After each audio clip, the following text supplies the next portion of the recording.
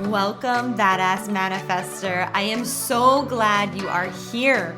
I'm your host and head coach, Ashley Gordon, master mindset and manifestation biz expert, founder of the quantum coaching certification, and multiple six-figure entrepreneur obsessed with empowering you to create quantum leaps in your energy, your life, and your business.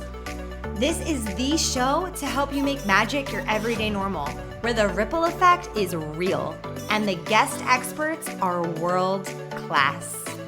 My mission is to power your conscious and subconscious mind with manifestation teachings, business tools, and coaching techniques to put your potential into action.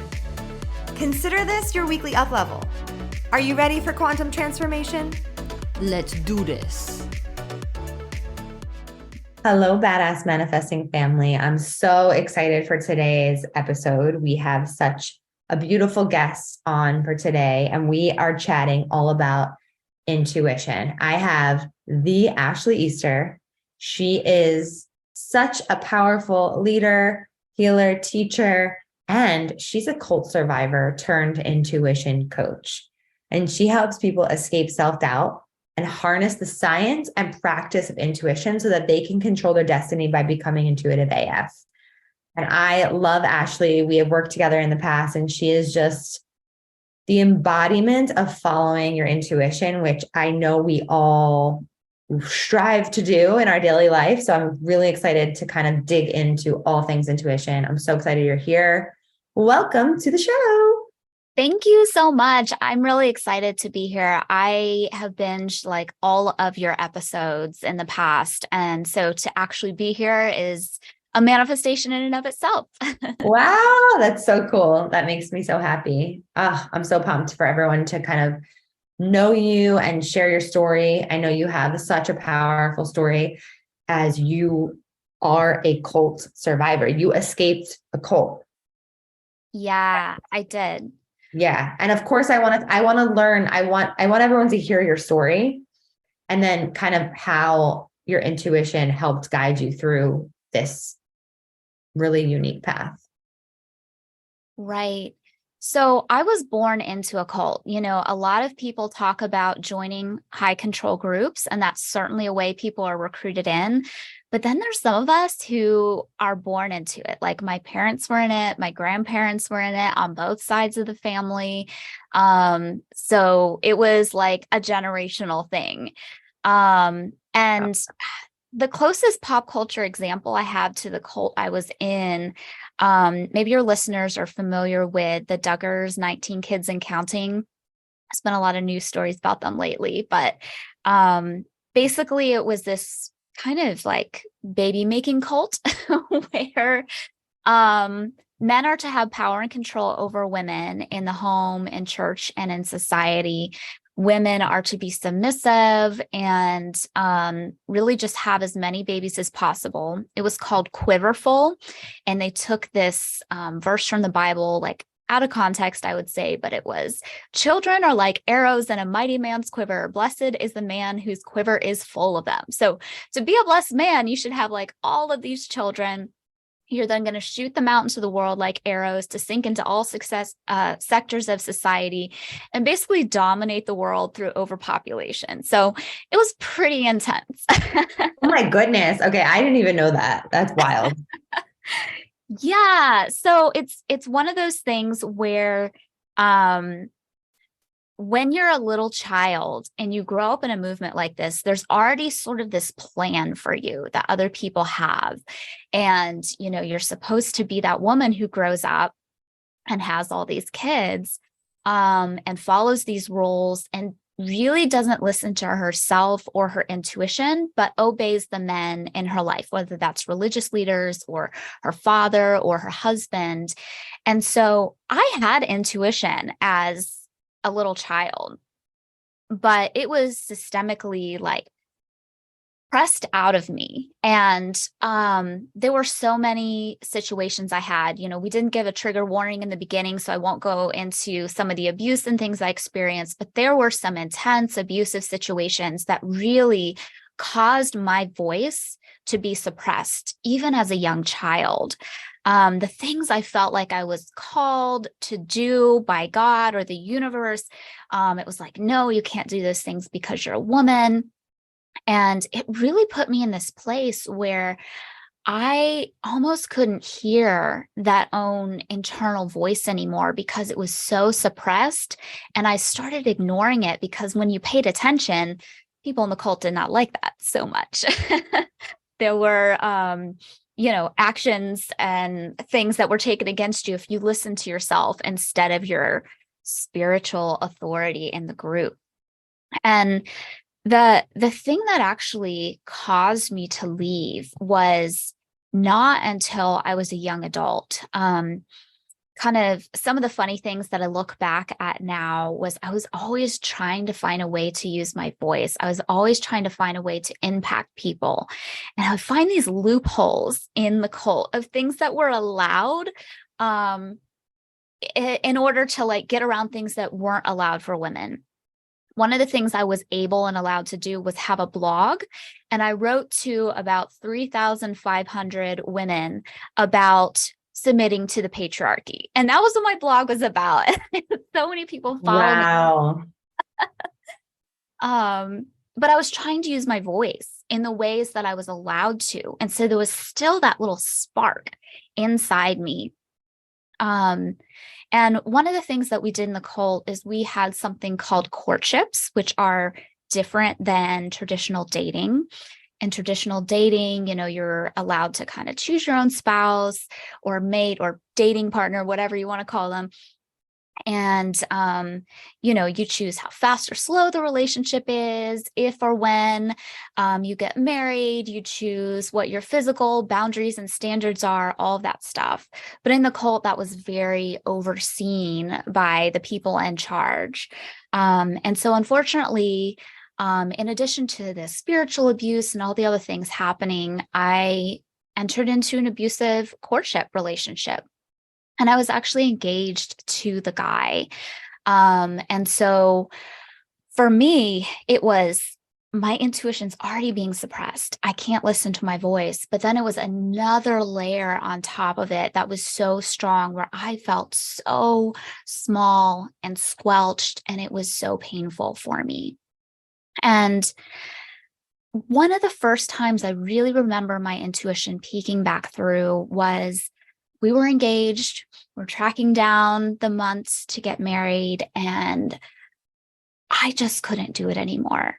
And I had this thing inside me that was just like, this is going to be your life. And if it's bad now, it's going to be worse once you're married. Like, you can't do this. And thankfully, I was able to break off the engagement. But what happens to so many people, and I know you have a lot of women listening to the podcast, there's such a high amount of women who've experienced abusive relationships, and maybe they were not in a cult, but what happens after you get out is a lot of times first you feel this like surge of freedom and excitement, and then the PTSD kicks in, and there's anxiety and depression and all of these really scary things. And I got to this point where it wasn't so much that I didn't want to live, but it was that I couldn't escape the voices of anxiety and what people were saying to me. And I was just so tired of hearing it all. And so what I would do, and this is when my intuition really broke through and changed everything, I would sit up late at night and I would put in my headphones and I would listen to music really loud just to try to drown out the sound of my own mind and just to try to quiet all of that fear and anxiety and PTSD. And if you want to be alone when you have a larger size family and a smaller size house, you do have to stay up till like 3 a.m. to get your space. And so I was doing that and no one was around and I was listening to this music. And all of a sudden, I had this voice come through. And if you were sitting beside me, you probably wouldn't have heard it, but it was in my head. And it was a voice that I knew I didn't conjure. And the voice said, "It's going to be okay. Something big, something good is about to happen." And with it, there was this feeling in my body. It was almost like a presence was there in the room, and it repeated over and over. It's gonna be okay. Something big, something good is about to happen. And my whole life changed from there. That gave me the hope. That gave me the revitalization and the connection back to that voice within. And whether you call that God or the universe or your intuition, that's what I call it now. That is the thing that can save your life. But it didn't just save my life. It saved my life in the sense that I now regained my sense of purpose, and I was no longer having suicidal ideation. But it also led me to someone who helped me ask questions about what was going on in the cult and the belief systems. It led me to ask questions about equality for women and what life was like outside of it, which eventually led me to leaving that ideology. But here's the thing, just because you leave a cult's ideology doesn't mean it's always easy to physically get out. And this is where intuition showed up again. I started dating and being super rebellious. So listening to Taylor Swift, going swing dancing, and going to the movie theater, all things which had been banned before. And from that point, I was introduced to my now husband. And that was such an intuitive connection there. And he's really the one that physically rescued me when we got married. Oh my gosh. Wow. I know that there's so much more, and I have a couple questions Yeah. just for what a journey, first of all. And I know there's so much more that you're like, this is all the tip of the iceberg. I know. So I guess my first question is, and this might sound silly, but I'm really curious. When you're born into a cult, do you know that you're in a cult? Do they call it a cult? No, you don't know you're in a cult. And most cults aren't going to call themselves a cult. Like I've never Right. met a cult that calls Yeah, themselves a cult. right. I know that's why that's a silly question, but I just No, it's a good question though. And kind of the way you can know if you're in a cult or not, and this could be maybe helpful for some of your people, because it's not just religious groups. It can be some, like I love yoga, but some yoga groups can become cults. Some businesses can become cults. Like anything can become a cult. But there's this really cool thing called the bite model, created by Stephen Hassan. He's a cult extraction expert, and each letter of bite stands for a different type of control. And you can Google it, but it's behavior control, information control, thought control, and emotional control. And under each of those, there's a list of different types of ways that you can be controlled. And if you have a lot of those things on the list, you're at least in a toxic situation, but you're probably in a cult too. Wow, that's really good. A really good resource to look into. So as you're growing up and you're in this environment, this is all you know. Yes. This is all you're familiar with. So when you got engaged, it didn't really seem out of the ordinary for you. Maybe inside you were like, this feels wrong. Yeah. But this is just the way that it is. Absolutely. Wow. See, that to me is just like, it's mind blowing. It's mind blowing. So when you saw the outside world, what did you think of the outside world?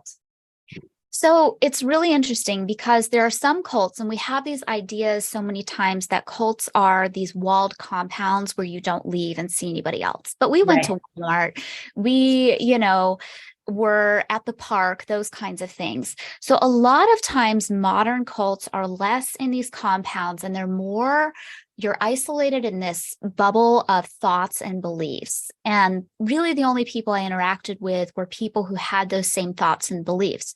So while I'm going to Walmart, I'm going to the park, I'm not interacting with anybody who has countered thoughts. And what we were told about people on the outside is that they're dangerous and evil, and they can bring you down to hell. And, it's just such a scary place. They don't have any joy because they don't have, a relationship the way we believe we're supposed to have a relationship with God. And like I said, like listening to Taylor Swift was like, that's wrong. That's evil. Going to the movie theater, that's wrong. Because they didn't want you to be influenced by anything outside of yourself. Exactly. Anything outside of the cult. Yes. Yes. And that's where the information control comes in. Absolutely. Right. Wow. Okay. Okay. So when you did start to rebel and you started to kind of date, you were dating outside of the cult. Mm-hmm. And I mean, it sounds like you started to wake up. Yes. That's definitely how it felt. Like the intuition was like this awakening. Mm-hmm. 100%. And a lot of times it came through intuition encouraging me to ask questions and really be open to the answers.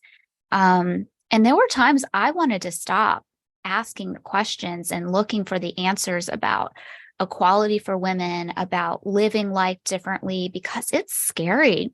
Because I knew I could lose my whole community, I could lose my family, and I did. But were you close ultimately, with your family? Did you love your family? I loved my family for sure.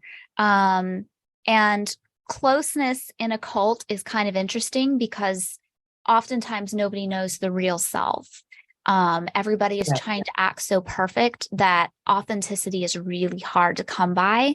So on one hand, yes, people would say we were close, but on the other hand, I'm not sure if any of us really knew any of us. Yeah. That makes sense. Wow. Wow. So when you met your husband, Will, he was the one who physically rescued you. So why is it so challenging to physically leave? Well, each cult is going to be different, but for me, I didn't have a college education. A lot of girls in this movement don't. For me, it was for a couple different reasons. I'm dyslexic and don't prefer to learn that way, but also if you're just supposed to get married and have babies, what do you need college for? Right.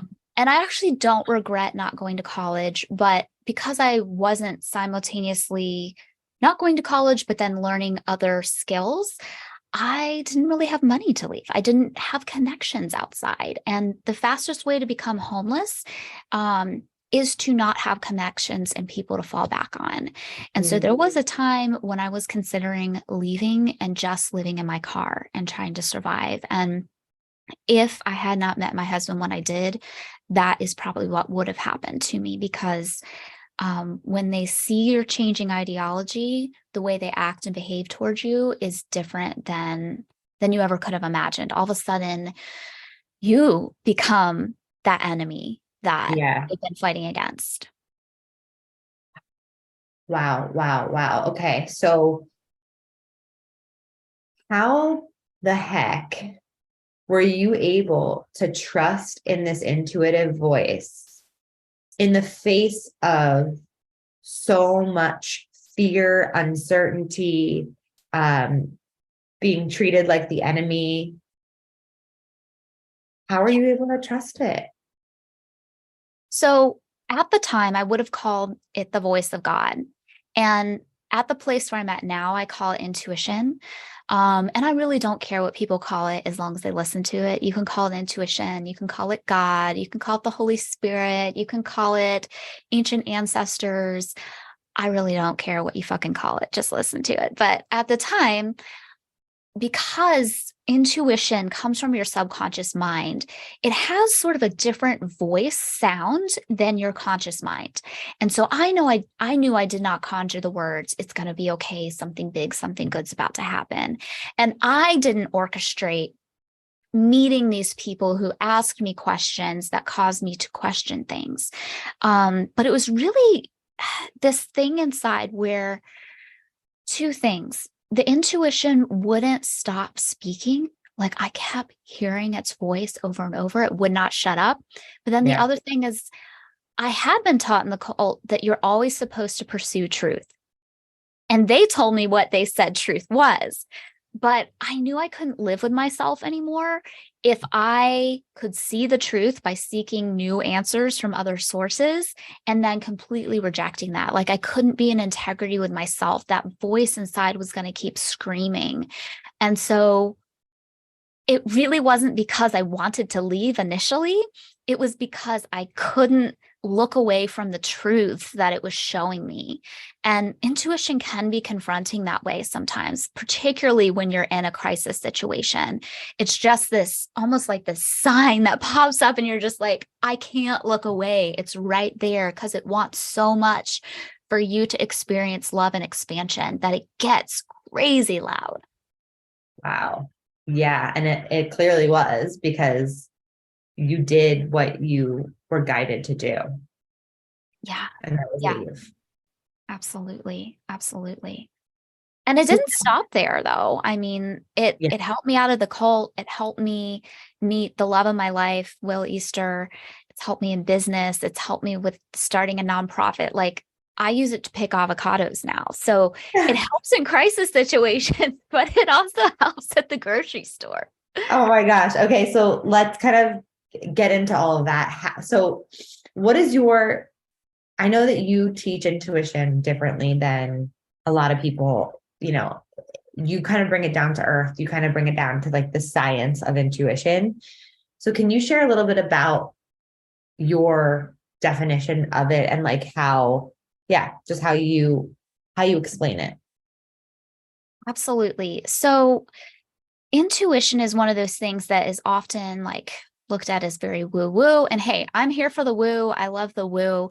But if you can't ground it in something, it's not easy to access, to follow, and really trust in. But I started doing my own research first by testing out my intuition and seeing that, wow, when I listen to my intuition, it randomly on a Sunday tells me, go to Target and walk down this aisle. And I'm like, I don't need anything from Target. I want to stay on the couch. And it's like, go. And I go. And all of a sudden, there's somebody that I knew from my past that actually lives out of town now that was back in town. And I needed to have that meeting with them. Or go to this place and somebody's going to be there to give you a word of encouragement. And so first I started testing it. But then I started looking at some of the research and the science behind it, which is there. So this is how I look at it. Our minds are kind of like these supercomputers, and we have these two different levels. I mean, the brain has so many different programs and levels to it. It's super complex. But you have the conscious mind, which is on the left side of your brain, and you have the subconscious mind on the right side. And I'm sure, Ashley, you teach this to your clients with NLP and all the other things. Yep. But the conscious mind, that is kind of your analytical, your thinking brain. That's where your ego is. That's where fear, trauma, your critical thinking faculties are. And it's not a bad part of the brain. It's useful, but it's not always accurate. And the reason it's not always accurate is because it doesn't always have access to the most up-to-date and broad information. So that side of the brain works like this. If you're going to solve a math problem, you've got to see the math problem, remember to high school or college where you learn the process of how to solve it. You have to go through each step. You've got to hope you're not dyslexic like me and flip the 6 and the 9 accidentally. And you come to a conclusion, but it takes time and there's a lot of room for error. And you're only picking up on information that you can see in front of you or that you can remember from the past. Intuition is in the right side. And so it is in your subconscious mind. It's below the surface and it has access to so much more data. It's got access to memories that you can't consciously recall, fetal memory, DNA memory through your epigenetics, passed through your ancestors. It can pick up on intuition or energy in the room.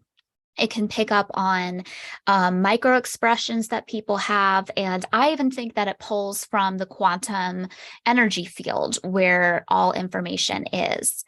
But the cool thing about it is it goes through an analytical process to get the answers to your question.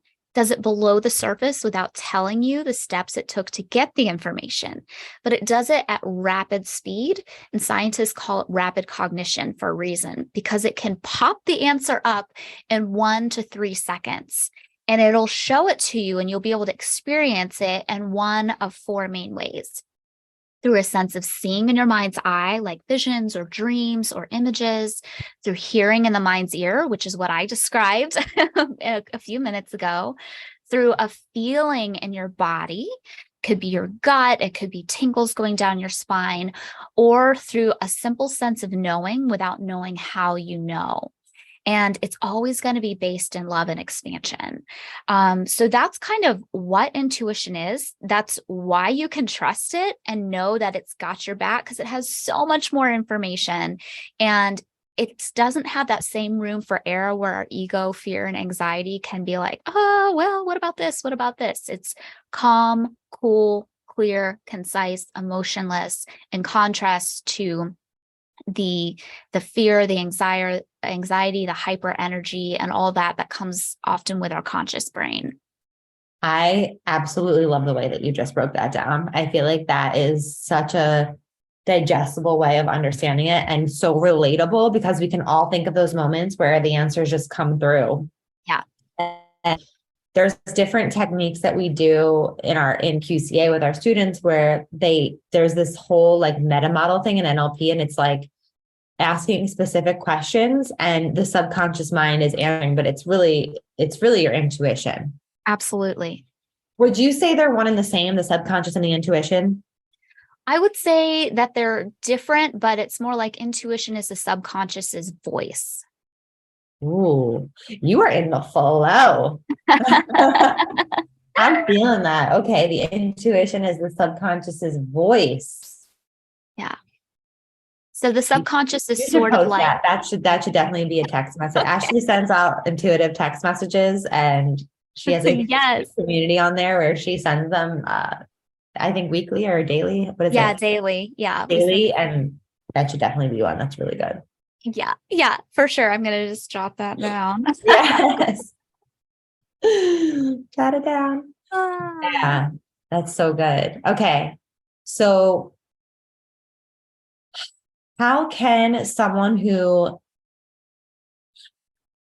question that I want to ask is, how can someone who is still learning, how can you deepen your trust in your intuition? I think that's the biggest question coming through. Well, there's two main ways to do it. The first one is you've got to know what your intuition's voice is, contrasted with your ego or fear voice. So intuition, again, will be calm, cool, clear, emotionless, concise, unwavering. Ego, fear is going to be hyper. It's going to be all over the place. It's going to be second guessing, and it's going to want you to stay in your comfort zone. Intuition is love and expansion. Fear and ego, though sometimes valuable, is about keeping you alive. And sometimes it misjudges the situation because it's working off old information of when maybe your life actually was in danger in the past, but it's not anymore, but it's still acting like it is and causing you to act in fear. So getting clear on the difference is going to be really key, because you'll know what to trust first. But then a super practical step is to test it out. Treat it like a game. Don't put pressure on yourself that you have to use it for all your big life choices immediately. Like I said, go to the grocery store and ask your intuition, what should I buy today? Should I get this avocado or that avocado? When you're taking your walk, should I take a right or should I take a left? You don't have to wait for your intuition to tell you what to do. You can ask it questions. And so do that. Do it with low stakes things until you can gain the confidence that, wow, this actually speaks. This got a reason behind it, even if I don't understand it. And that will help you build trust for the bigger decisions. And you'll be able to have that confidence that there's science behind this. I've actually tried it out and seen that it works. And so I'm actually going to take the quote unquote risk, take that leap and use it in my business or in my relationship or for my health. Love that. It's all about those low stakes times and moments and starting that conversation and not waiting for it to guide you, because the more that you interact with it, the more it will come through to guide you with the bigger things. So that's really, really great. And I know for me personally, sometimes my intuition doesn't make logical sense. Right. Can you speak on that a little bit? Well, it really goes back to when you think about it being called rapid cognition by science. It is filtering through just as many, but probably more pieces of information to get you an answer that's highly accurate. But because it's in your subconscious mind, you're not aware of everything that it's going through to get the answer. You're not aware that it's pulling from, okay, you have this toggle turned on in your DNA because your ancestor 3 generations back learned this thing through trauma, and now this is going to be a safety feature for you. Like, you don't know that's happening. The first time you know about it is when it pings up to your conscious mind through that knowing, seeing, hearing, and feeling. And so that's almost a confirmation that it is intuition when you don't know where it came from or why it's speaking or understanding exactly where it's coming from, because that's the process of intuition. If it's going to do it fast and below the surface, you're probably not going to know immediately how or why it came to that conclusion. Yes, yes, yes. Okay. That makes a lot of sense. And so when someone says, I just know, like I have that experience a lot where I just feel like I know certain things and I don't necessarily know how I know them. Like the how piece of intuition, it's kind of irrelevant when I just sort of know something. Right. Yeah. And the other thing is, if you feel unconfident about it, you can ask your intuition follow-up questions. You don't have to just settle with the one. It's not going to get tired of you. It's your subconscious mind, it's your own brain, So if you're like, I need another confirmation that this is the right direction because I feel like it's right, but I'm not sure if I can trust yet. Ask it for a confirmation. Ask it for a follow-up. Engage with opposing ideas to what you feel is right, and feel in your gut how it responds differently to, a different way of doing things, and kind of like a, no, that's not right. Like, play around with it. Yes. Yeah. Okay. Yeah. How do you feel? Are you into human design at all? Yeah, I am. I knew that about you. Right. So how do you feel intuition plays a role in your human design? So if you don't know what human design is, if you're listening, I don't know. Look it up. It's sort of like a astrology on steroids kind of personality test. Yeah, exactly. It's based on, where you were born, when you were born, your name. I don't know what it's all based on, but anything did that help strengthen your intuition or like help you trust it more when you learned your human design, or did you feel like it was kind of just another tool? Like it was a confirmation of what I knew. Yeah.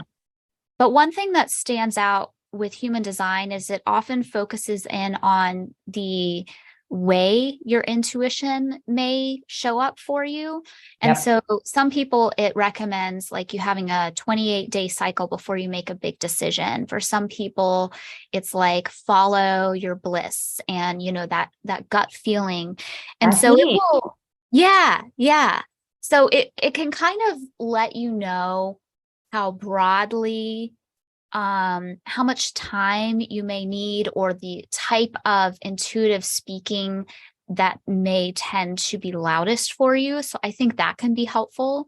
Definitely. But I've seen it very confirming.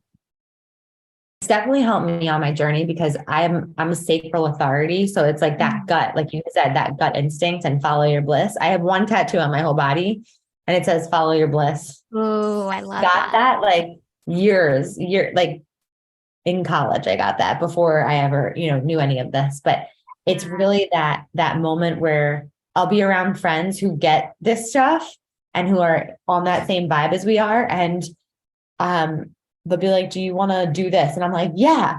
And then 10 minutes later, I'm like, I don't know if that's right for me. I'm not sure. And the doubt will creep in. Yeah.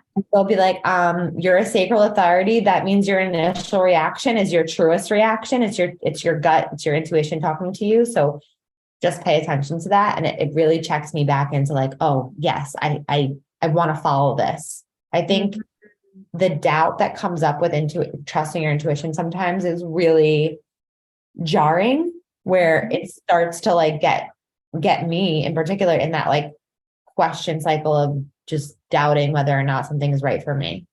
Yeah. Yeah.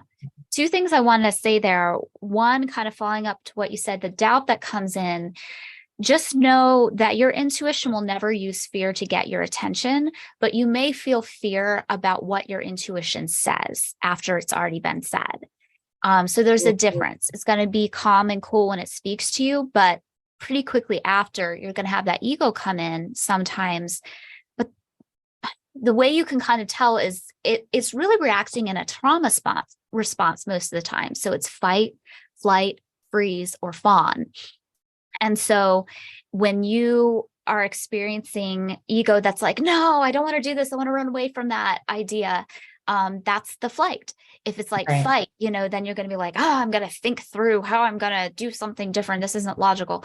The freeze response is kind of that, oh, I feel frozen and I can't make a decision. And then the fawn part is like, well, let me people please for others, that kind of thing. And so even understanding more of the ego's voice, and again, it's trying to save your life. It just doesn't always realize that it's not doing that really for you. Yeah, that you are actually safe and you're fine.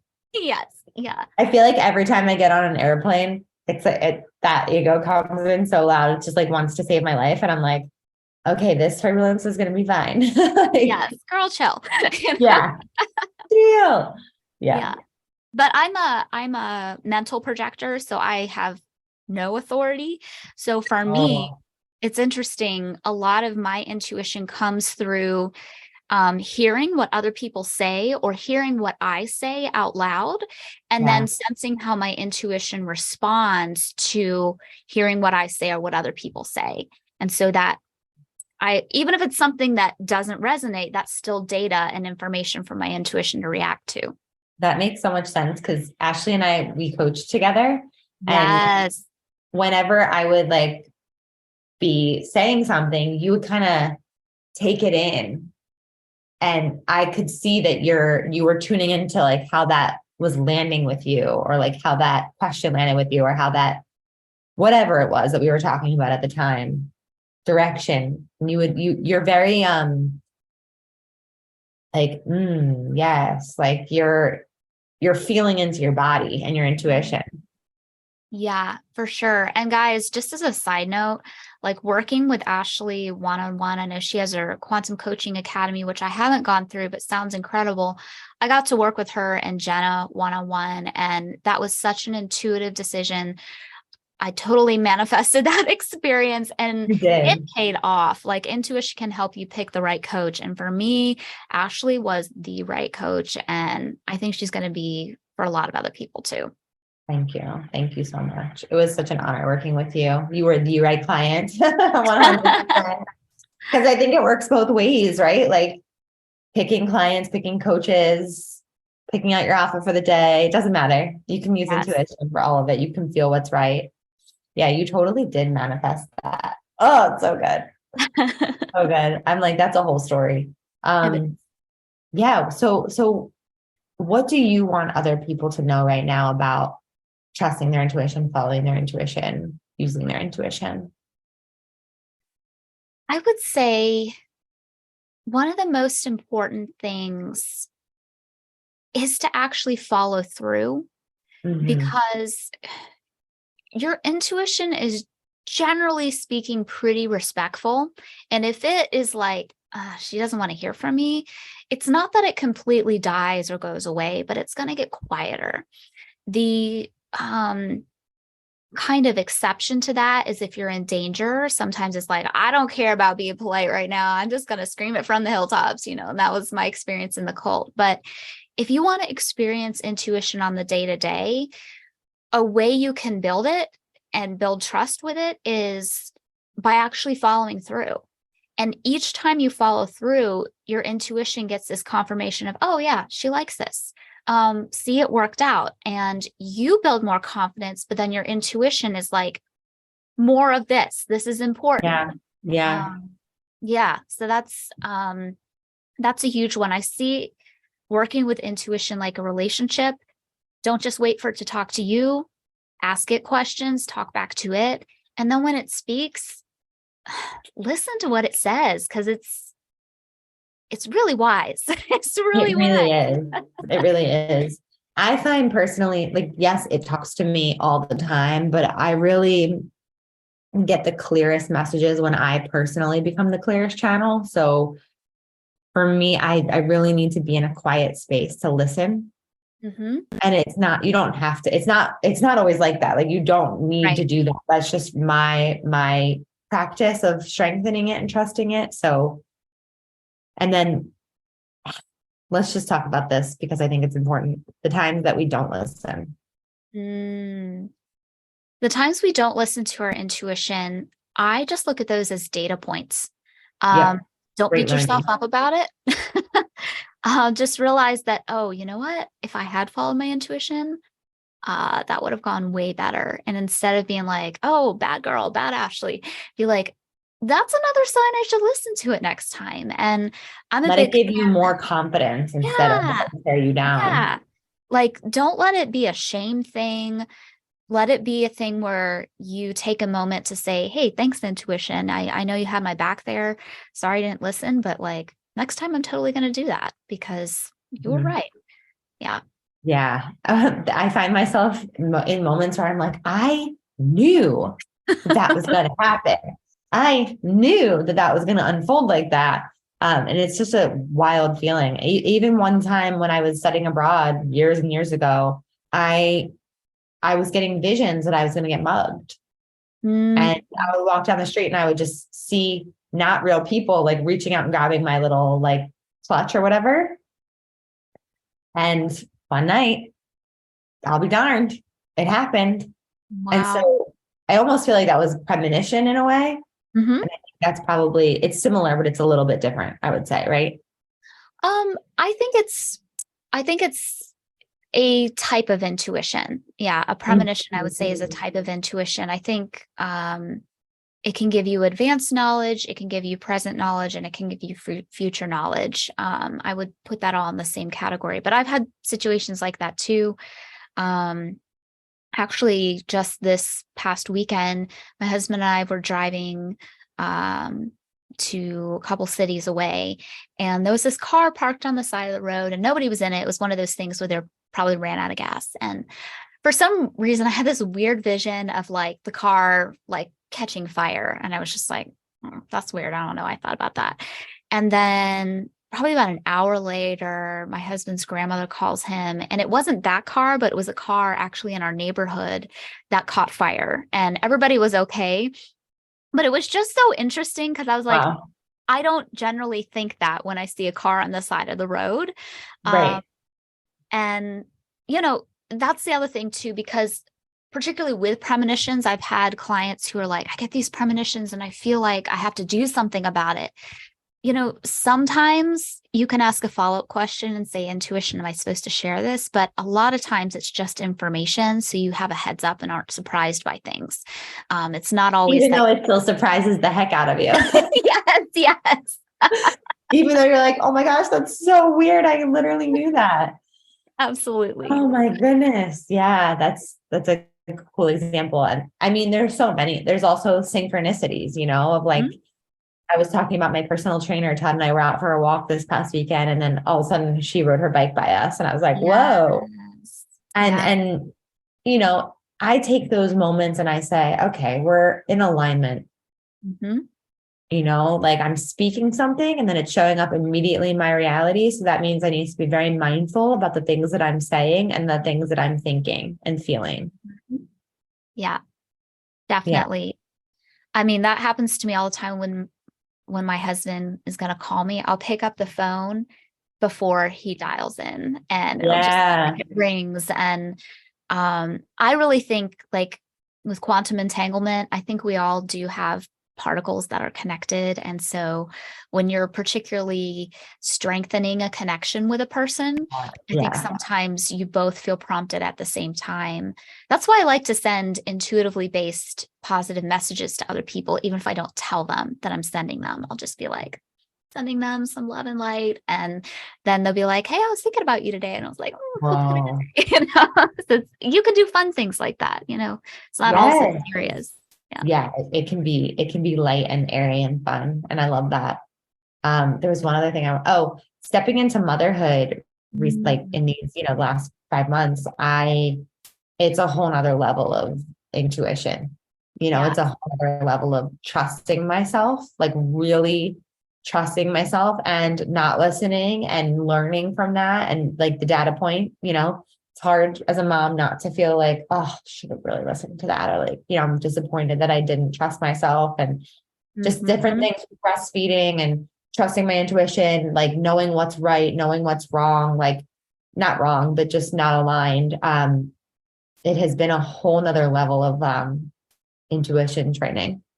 Mother's intuition is, there's a title for that for a reason. Like it's strong. And I even think that your baby communicates through intuition. It can't, Nav can't, communicate with voice other than crying right now. But, I think we can pass energy without words. And so it's a really beautiful connection that a lot of mothers and babies have. Yeah. Do you have, you do have animals, right? We don't. We're thinking of getting one after we move into our new house. So, yeah. That's a whole nother thing too. Like I can always anticipate like I always knew that what my dog wanted before he would tell us. And I feel like I'm getting to that level with the baby too, where it's like the dog looks to be sleeping there and I'm like, he's thirsty. So I'll go and like get the water ready. And then like 10 minutes later, he's just drinking away. Like he's like hasn't drank water in like a day. Like it's wild what happens when you trust yourself on like all these different scales. Absolutely. And the other thing is it makes your days so much easier and more productive.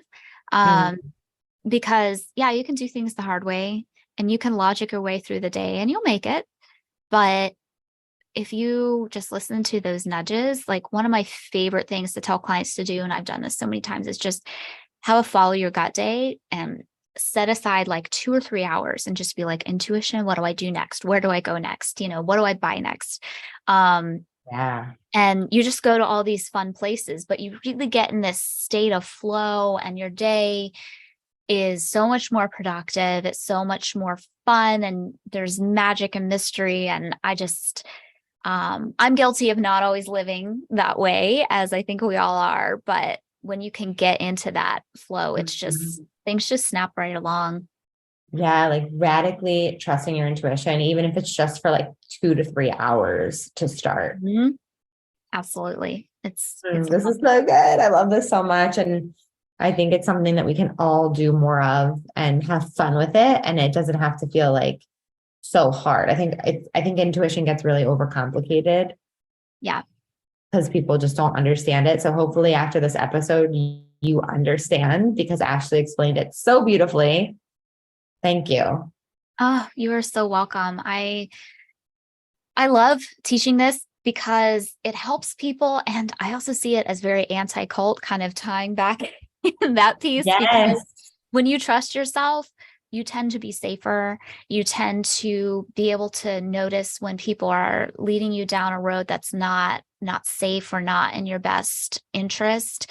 And so I always say it's for safety, but it's also for abundance and success. I mean, it really can be used in every area. And if you're not tuned into it, like it's this whole stream of wisdom that you're missing out on. Yeah. And I know that Ashley does one-on-one coaching and she has programs around intuition mastery. So if it's something that you're interested in, I know firsthand how amazing her work is because I got to work with her and and her text messages. So wait, before we get into all that, I have to ask you, what makes Ashley Easter a badass manifester? I think it's my intuition. Yeah, obviously. I think we can manifest from our fear and egos, but when we do that, when we choose the things that we want to manifest based on fear or ego, if they come into reality, we don't feel satisfied with the end result. But when we manifest things based on intuitively aligned desires, not only do they happen quicker, but you really are able to experience the full joy of what comes through with that manifestation. Oh, yes. Yes. So powerful. And if you don't know, Ashley also has a nonprofit. Do you want to speak to that at all? Sure. Yeah. So that was another thing my intuition led me to do, was start a nonprofit called Courage 365. And it's just courage365.org. But we help abuse survivors, particularly those who have left toxic faith environments. It doesn't have to be a cult, but it can be. Tons of free resources, ebooks and trainings. We've got a show, and we just started these support groups for all different types of survivors. And it's one of those things that I love to promote, because these are resources I wish I had when I was leaving a cult. It would have helped me understand things and have better connections. So that's there. We're on social media, but you can find all the good stuff at courage365.org. Mm-hmm. Yeah. Thank you for the work that you do in the world, and the way that you show up, and the way that you follow your purpose. It's so beautiful. Ashley has so many amazing things going on in her world. So get in her world by texting her. You can follow her on Instagram too, but give them all the details. Okay. So I send out these channeled intuitive text messages Monday through Friday, and they're totally free for you to sign up for. All you have to do is text the word intuition. And yeah, you've got to spell it right. So check your spelling. Yes. To be added to the list. But you can text it to 917-809-7311. That's the word intuition, to 917-809-7311. You'll be signed up and you'll get all the good text messages, no spam. It's just inspiration.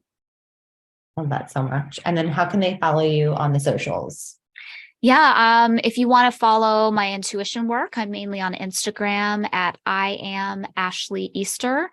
If you want to follow more of my advocacy work for survivors, I'm on Twitter and Facebook for those places. And you can just Google Ashley Easter. You'll find news articles and social media and all that. She's been on every single press outlet. She's pretty big time. So follow her, check her out, get into her world. Thank you so much for the work that you do and for being here and sharing your beautiful messages of following our intuition and helping us connect inward. I really, really appreciate it so much. Truly my pleasure. Thank you. All right, everyone. Thank you so much for listening. Please tag us. Let us know what really resonates with you. And we can't wait to just support you, and we'll reshare and all the things. So make sure that you let us know what you enjoyed the most about this episode, and I will catch you next week. Bye. Woo! We did some work today. Thank you so much for listening. You know I love my BAM fam. If this episode resonated with you, please share it with someone who you know would love it too, because we live for the ripple effect over here. And how can you best support the show? Make sure you're subscribed, hit the 5 stars, and leave a review on iTunes, and let me know how the podcast has impacted you. I love being part of your real-time journey, so screenshot the episode and tag me and my guests on Instagram at ManifestWithAsh. Now say it with me. I am my own power source. I am the master of my own energy, and I deserve everything that I desire. We don't just talk about it over here, we be about it. Now go get 'em.